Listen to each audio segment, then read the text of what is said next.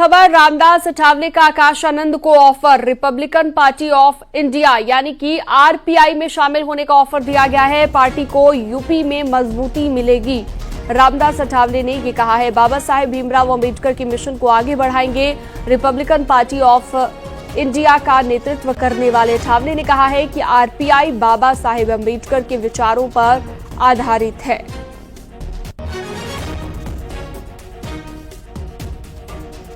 तो आकाश आनंद को यह ऑफर दिया है आरपीआई में शामिल होने का। जो आकाश आनंद जी है, जो मायावती के भतीजे है, उनको मायावती ने उनको पार्टी से निकाला है। तो आज मैं उनको आह्वान करना चाहता हूं कि बाबा साहब का मिशन अगर अपने को आगे बढ़ाना है तो हम सब लोग एक साथ आकर आगे बढ़ा सकते हैं। और रिपब्लिकन पार्टी ऑफ इंडिया बाबा साहब की पार्टी है, इसलिए Akash Anand ji Republican party join करे। इसी तरह का एक मेरा उनको ऑफर है और वक्त मिलेगा तो मैं उनके साथ बात करने वाला हूं। और वो अगर पार्टी में आ जाते हैं तो उत्तर प्रदेश में रिपब्लिकन पार्टी और भी ज्यादा मजबूत हो सकती है।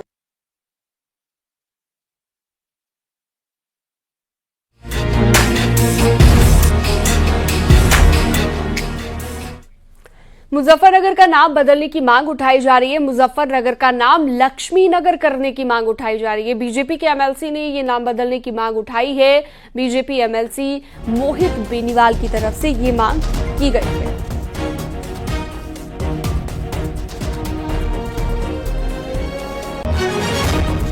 उसका एक अनूठा उदाहरण है।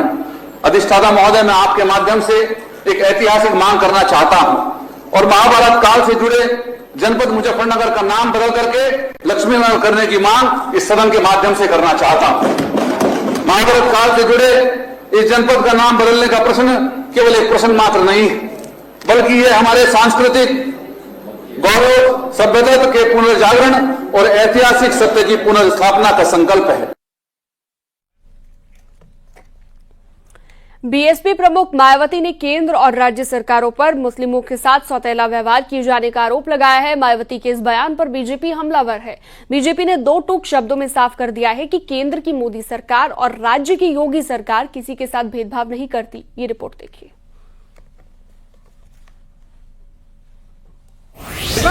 तुम संघर्ष करो।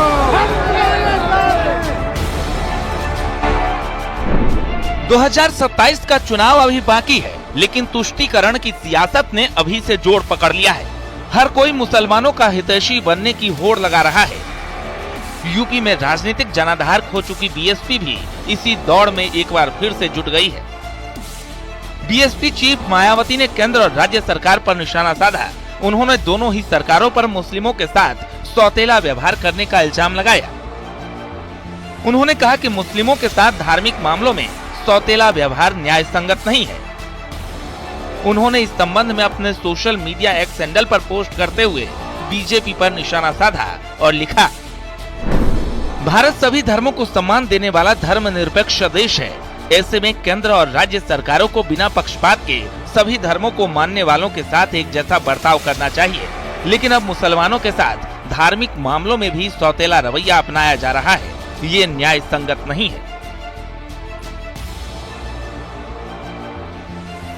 मायावती के बयान पर सियासी हंगामा मच गया, जहां बीजेपी मायावती को लेकर एक सुर में हमलावर हो गई और दो टूक शब्दों में कहा कि केंद्र की मोदी सरकार और राज्य की योगी सरकार किसी के साथ भेदभाव नहीं करती। मायावती खुद एक वर्ग और धर्म की राजनीति करती आई हैं।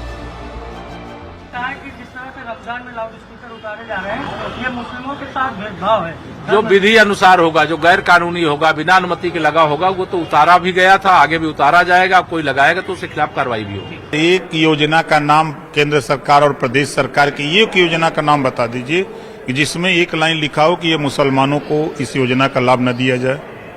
पहली बात। दूसरी बात कि ट्विटर पर जाके देख लें, रमजान की मुबारकबाद सूबे के मुख्यमंत्री योगी आदित्यनाथ जी ने और देश के प्रधानमंत्री माननीय नरेंद्र मोदी जी ने भी दिया है। हर त्योहार पर देते हैं, अलग अलग धर्मों को, अलग अलग मजहब को। उसी तरह सबका सम्मान, सबका विकास, ये सरकार एनडीए की है। ये उनकी राय है तो उस राय को वो स्पष्ट करें। वो कहें, मांग करें।